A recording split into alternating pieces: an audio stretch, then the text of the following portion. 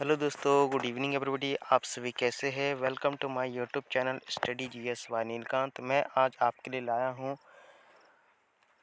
General knowledge की most important question. तो आप लोग इस जीके के मोस्ट इम्पॉर्टेंट क्वेश्चन जो एग्ज़ाम में पूछे जाते हैं, तो आप लोग इस वीडियो को लास्ट तक देखें और हमारे चैनल पर नए हो तो सब्सक्राइब कर दें और लाइक कमेंट शेयर ज़रूर कर दें।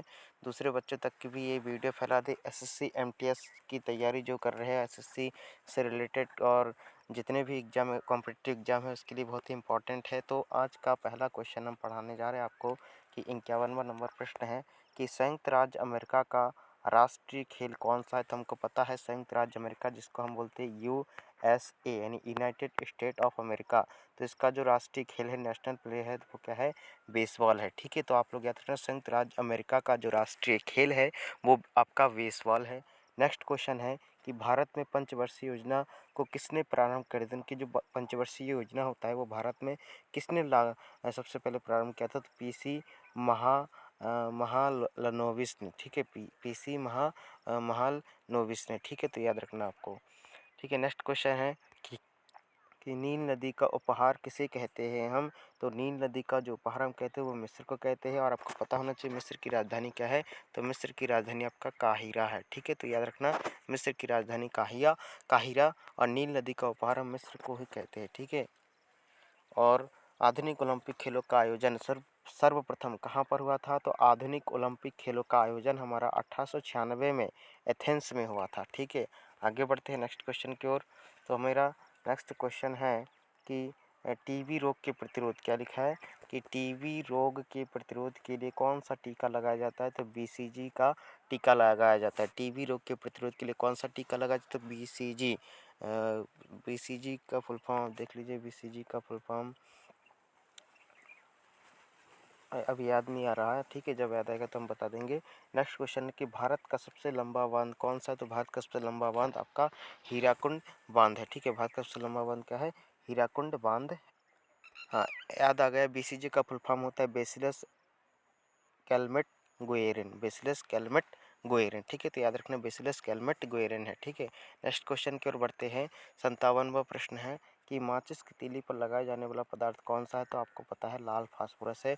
माचिस की तीली पर लगाए जाने वाला पदार्थ है लाल फास्फोरस। और अभ्रक का उत्पादन करने वाला अग्रणी राज्य कौन सा है? तो अब अभ्रक अभ्रक जो होता है वो अभ्रक के एक खनिज का नाम है, जैसे हीरा होता है उसे अभ्रक अभ्रक का उत्पादन करने वाला अग्रणी राज्य है आंध्र प्रदेश। ठीक है, आगे बढ़ते हैं नेक्स्ट क्वेश्चन। नेक्स्ट क्वेश्चन है कि ध्वनि से संबंधित अध्ययन को हम क्या कहते हैं? तो ध्वनि से संबंधित अध्ययन को हम एकॉस्टिक्स कहते हैं। क्या कहते हैं? एकॉस्टिक्स कहते हैं। ठीक है, विश्व की सबसे प्राचीन पर्वतमाला कौन सी है? तो विश्व की सबसे प्राचीन पर्वतमाला का नाम है अरावली पर्वत। ठीक है, नेक्स्ट है 61वां प्रश्न है कि स्थानांतरित कृषि व्यवस्था का एक विशेष लक्षण कौन सा है? तो स्थानांतरित जो कृषि होता है उसकी व्यवस्था का एक विशेष लक्षण है मोनोकल्चर। ठीक है, मोनोकल्चर आप लोग याद रखना, मोनोकल्चर स्थानांतरण कृषि। नेक्स्ट है कि स्वतंत्र भारत का प्रथम गवर्नर जनरल कौन था? तो स्वतंत्र भारत का प्रथम गवर्नर जनरल लॉर्ड माउंटबेटन है। कौन है? Lord Mountbatten. गौतम बुद्ध ने अपना पहला उपदेश कहाँ पर दिया था? तो गौतम बुद्ध ने अपना पहला उपदेश दिया था सारनाथ में। ठीक है, सारनाथ में, याद रखना। ठीक है, नेक्स्ट क्वेश्चन है कि जो रोबर्ट्स कप होता है वो रोबर्ट्स कप कप किस खेल में दिया जाता है? तो यानी रोबर्ट्स कप का संबंध किस खेल से? तो फुटबॉल से संबंधित है। मानव सर्वप्रथम चंद्रमा पर कब गया था? मानव सर्वप्रथम चंद्रमा पर कब गया था? तो 1969 में गया था। ठीक है, भारत का प्रथम नाभिकीय ऊर्जा संयंत्र कहाँ पर है? तो भारत का प्रथम नाभिकीय ऊर्जा संयंत्र कहाँ पर स्थापित किया गया? तो तारापुर महाराष्ट्र में। ठीक है, याद रखना, तारापुर महाराष्ट्र में भारत का प्रथम नाभिकीय ऊर्जा संयंत्र स्थापित किया गया है। फिर नेक्स्ट क्वेश्चन है कि पृथ्वी की त्रिज्या सबसे पहले किसने नापी थी? तो पृथ्वी की त्रिज्या सबसे पहले एरेटोस्थनीज ने नापी थी। ठीक है, नेक्स्ट है प्लासी का युद्ध कब हुआ था? 23 जून 1757 के समय बंगाल का नवाब कौन था? ना, प्लासी का युद्ध 23 जून 1757 के समय बंगाल का नवाब कौन था? तो सिराजुद्दौला जो था 1757 में बंगाल के नवाब थे प्लासी के युद्ध के समय। ठीक है, आगे बढ़ते हैं। 69वां प्रश्न क्या कह रहा है? 69वां प्रश्न में कह रहा है कि नर्मदा और ताप्ती नदियों के जल को कौन सी श्रृंखला विभाजित करती है? तो जो नर्मदा नदी है और ताप्ती नदी है, इन दोनों को अलग करने वाली जो श्रृंखला है वो सतपुड़ा श्रृंखला है। ठीक है, 70वां प्रश्न है कि प्रथम भारतीय नागरिक जो ब्रिटिश संसद का सदस्य था वो है दादा भाई नौरोजी। कौन है? दादा भाई नौरोजी। प्रथम भारतीय नागरिक जो ब्रिटिश संसद का सदस्य था वो है दादा भाई नौरोजी। इसे ग्रैंड ओल्ड मैन भी कहते हैं दादा भाई नौरोजी को। ठीक है, तो याद रखना ग्रैंड ओल्ड मैन कौन है? दादा भाई नौरोजी है। ठीक है। 71वां प्रश्न है कि प्याज में कौन सा तत्व पाया जाता है? तो प्याज में आपको पाया जाता है फास्फोरस जो पाया जाता है, वो प्याज के तत्व प्याज में फास्फोरस पाया जाता है। ठीक है। वर्षा की बूंदे के गोल होने का कारण क्या है? तो वर्षा का जो बूंद है उसका गोल होने का कारण है कि उसका पृष्ठ तनाव। ठीक है, तो याद रखना कि वर्षा की बूंद के गोल होने का कारण है आपका पृष्ठ तनाव। ठीक है, जो जैसे वर्षा की बूंद गिरती है और वो फैल जाती है, तो फैलकर गोल गोल बने, तो वो पृष्ठ तनाव के कारण होता है। फिजिक्स में आपने पढ़ा होगा पृष्ठ तनाव क्या होता है ना। नेक्स्ट है 73वां प्रश्न कि वायु का बुलबुला जल में कौन सी लेंस की भांति कार्य करता है? तो वायु का जो बुलबुला है वो जल में कौन सी लेंस की भांति कार्य करता है?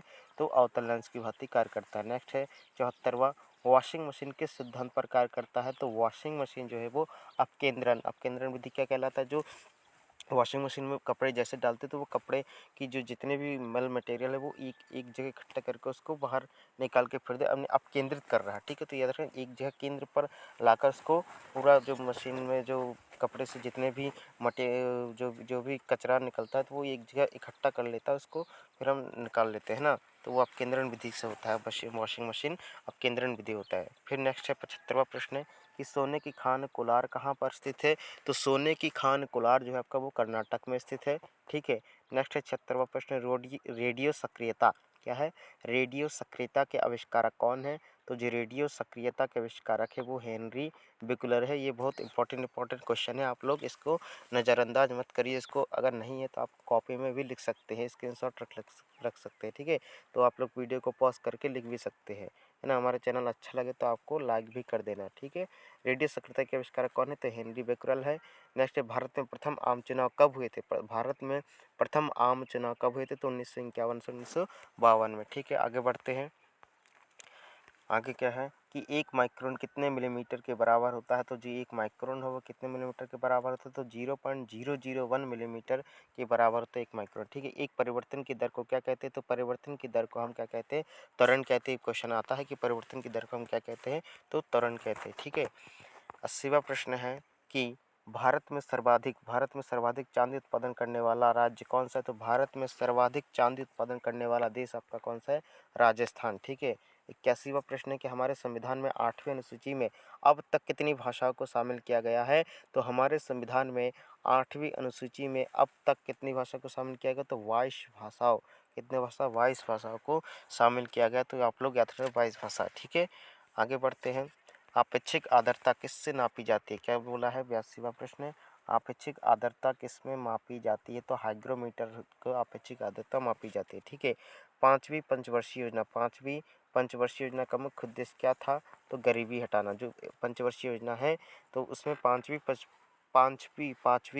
पंचवर्षीय योजना का मुख्य उद्देश्य क्या था? गरीबी हटाना। ठीक है। नेक्स्ट है 84वां प्रश्न है, इंपॉर्टेंट है।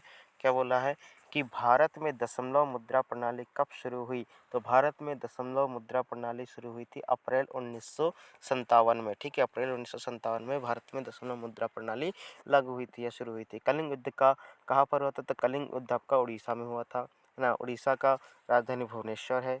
86वां प्रश्न केंद्रीय चावल शोध संस्थान कहाँ पर स्थित है? तो केंद्रीय चावल शोध संस्थान आपका कटक में है, जो कि कटक भी कहाँ है? आपके उड़ीसा में है। ठीक है, तो आगे बढ़ते हैं।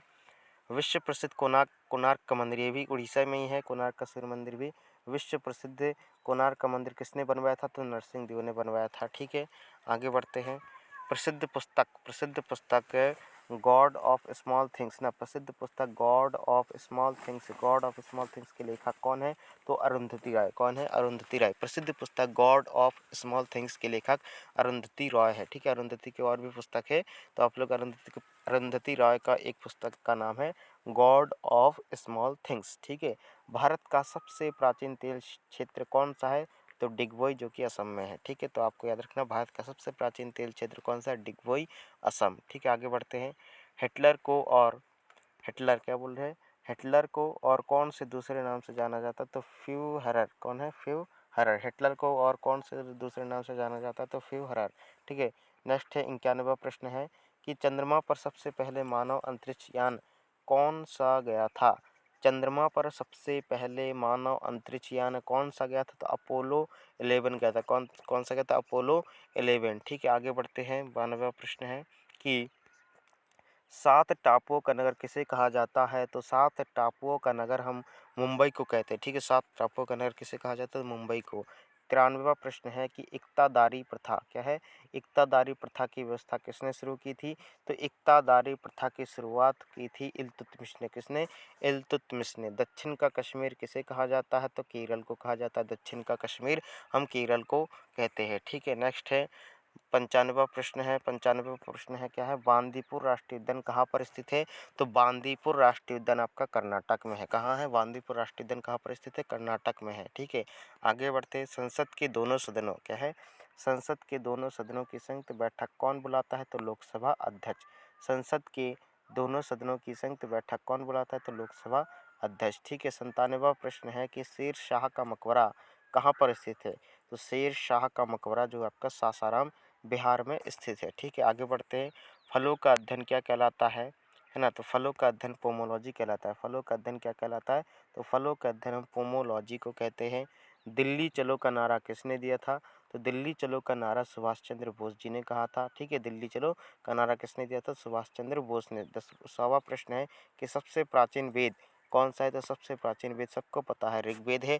और सबसे आधुनिक वेद अथर्ववेद है। ठीक है, आगे और बढ़ते हैं और कुछ क्वेश्चन कर लेते हैं अपन, है ना। 101 प्रश्न है कि माउंट एवरेस्ट पर विजय पाने वाली पहली महिला कौन थी? तो माउंट एवरेस्ट पर विजय पाने वाली पहली महिला थी जुंको तवई। ठीक है, जुंको तवई। ठीक है, नेक्स्ट है वर्ष 1987 में भारत रत्न से सम्मानित होने वाले पहले विदेशी व्यक्ति कौन थे?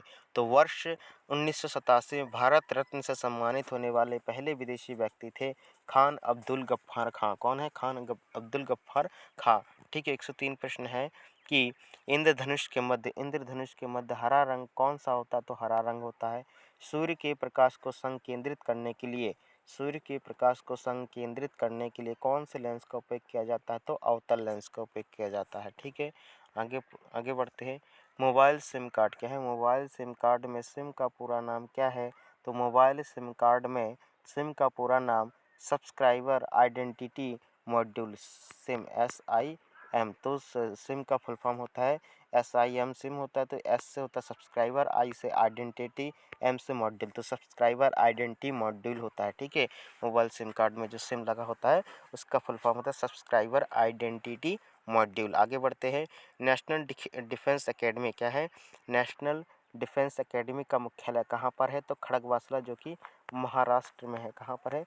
महाराष्ट्र में है। पुणे के एक शहर खड़गवासला NDA का वो मुख्यालय है। ठीक है, तो NDA ने नेशनल डिफेंस एकेडमी का मुख्यालय पुणे के एक शहर खड़गवासला में है। और ये खड़गवासला जो पुणे में कहाँ है? महाराष्ट्र में है। ठीक है, तो रखना है। खालसा पंथ के संस्थापक कौन है? तो खालसा पंथ के संस्थापक गुरु गोविंद सिंह जो है खालसा पंथ के संस्थापक थे। ठीक है, तो आगे बढ़ते हैं।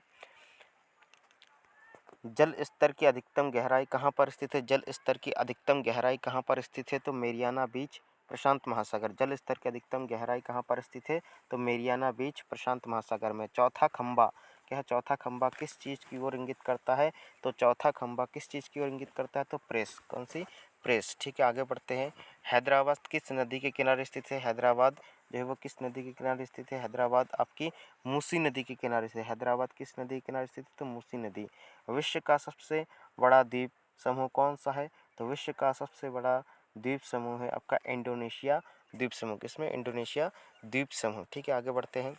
पुष्कर मेले का आयोजन कहाँ पर होता है? कहाँ? पुष्कर मेले का आयोजन कहाँ पर होता है? तो अजमेर, राजस्थान में। पुष्कर मेले का आयोजन कहाँ होता है? तो अजमेर, राजस्थान में। विश्व का सबसे बड़ा द्वीप कौन सा स्थान है? विश्व का सबसे बड़ा द्वीप है ग्रीनलैंड। कौन सा? विश्व का सबसे बड़ा द्वीप कौन सा है? तो ग्रीनलैंड है। किस तापमान पर सेल्सियस और फ़ारेनहाइट के मान समान होता है? तो किस तापमान पर सेल्सियस और फ़ारेनहाइट का मान एक समान होता है? तो -40 डिग्री सेल्सियस पर सबका तापमान जो है सेल्सियस और फ़ारेनहाइट का तापमान बराबर होता है। ठीक है, आगे बढ़ते हैं कि भारत में योजना आयोग की स्थापना कब हुई थी? भारत में योजना आयोग की स्थापना कब हुई थी? तो 15 मार्च 1950 को भारत में योजना आयोग की स्थापना हुई थी। ठीक है, नेक्स्ट है एशिया के नोबेल पुरस्कार के नाम से किसे जाना जाता है? तो एशिया के नोबेल पुरस्कार के नाम से जाना जाता है रेमन मैग्सेसे पुरस्कार। ये बहुत इंपॉर्टेंट पुरस्कार है। तो एशिया के नोबेल पुरस्कार के नाम से हम इसको किसको जानते हैं? रेमन मैग्सेसे अवार्ड को। ठीक है, 17वां प्रश्न है 117वां कि अंतर्राष्ट्रीय क्रिकेट काउंसिल यानी आईसीसी, आईसीसी का फुल फॉर्म होता है इंटरनेशनल क्रिकेट काउंसिल, है ना। अंतर्राष्ट्रीय क्रिकेट काउंसिल आईसीसी का मुख्यालय कहाँ है? तो दुबई में है, जो कि संयुक्त अरब अमीरात यूएई, यूनाइटेड अरब अमीरात यानी संयुक्त अरब अमीरात। ठीक है, तो आपको याद रखना है आईसीसी का जो मुख्यालय है वो दुबई में है, संयुक्त अरब अमीरात में। टाइफाइड बीमारी का कारण है, तो टाइफाइड किस बीमारी का कारण है? तो जीवाणु। टाइफाइड बीमारी का कारण है जीवाणु, बैक्टीरिया। ठीक है, आपको याद रखना है। नेक्स्ट है स्वतंत्र भारत की पहली बहुउद्देशीय नदी घाटी परियोजना क्या है? तो स्वतंत्र भारत की पहली बहुउद्देशीय नदी घाटी परियोजना है दामोदर घाटी परियोजना। क्या है? दामोदर घाटी परियोजना। ठीक है, आगे बढ़ते हैं। भारत ने ओलंपिक खेलों में पहला स्वर्ण पदक कब जीता था? भारत ने ओलंपिक खेलों में पहला स्वर्ण पदक 1928 हॉकी है ना में, है ना। भारत ने ओलंपिक खेलों में पहला स्वर्ण पदक नहीं गोल्ड मेडल कब जीता था? तो 1928 में। किस में जीता था? हॉकी में। ठीक है, दक्षिण भारत की गंगा किस नदी को कहते हैं? तो ये याद रखना है कि दक्षिण भारत की गंगा गोदावरी नदी को कहते हैं। ठीक है, गोदावरी को हम दक्षिण भारत की गंगा के नाम से जानते हैं। ठीक है, आगे बढ़ते हैं कि अमृतसर शहर के संस्थापक कौन थे? तो अमृतसर शहर के संस्थापक कौन थे? तो गुरु रामदास, जो कि अमृतसर शहर के संस्थापक थे। किस संविधान संशोधन में मतदान की आयु 21 वर्ष से घटाकर 18 वर्ष की गई है? तो किस संविधान संशोधन में मतदान की आयु 21 वर्ष से घटाकर 18 वर्ष कर दी है? तो 61वां संविधान संशोधन 1989। 61वां संविधान संशोधन कब आया? 1989 में। तब मतदान की जो आयु 21 वर्ष था वो अब घटकर 18 वर्ष कर दिया है। ठीक है, आगे बढ़ते हैं। 2 बार एवरेस्ट पर चढ़ने वाली पहली भारतीय महिला कौन है? 2 बार एवरेस्ट पर चढ़ने वाली भारतीय महिला है कौन है? तो संतोष यादव है। तो आपको याद रखना है कि 2 बार एवरेस्ट पर चढ़ने वाली पहली भारतीय महिला थी संतोष यादव। कैसे आपको याद रखना है कि 2 बार, एक बार चढ़ा तो उसको संतोष नहीं हुआ इसलिए उसने 2 बार चला। तो इसको आपको याद रखना है कि 2 बार चढ़ने वाली महिला 2 बार में वो संतुष्ट थी, तो संतोष यादव।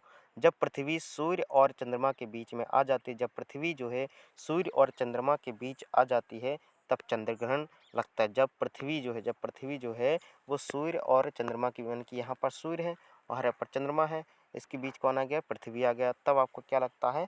आपका चंद्र ग्रहण लगता है। ठीक है, और सूर्य ग्रहण कब लगता है? जब आपका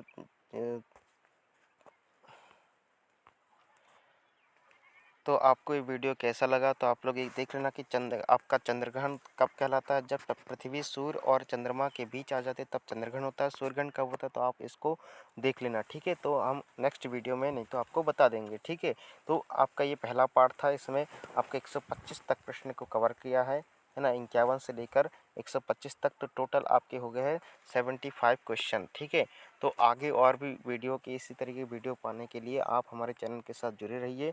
thank you so much video को लास्ट तक देखने के लिए।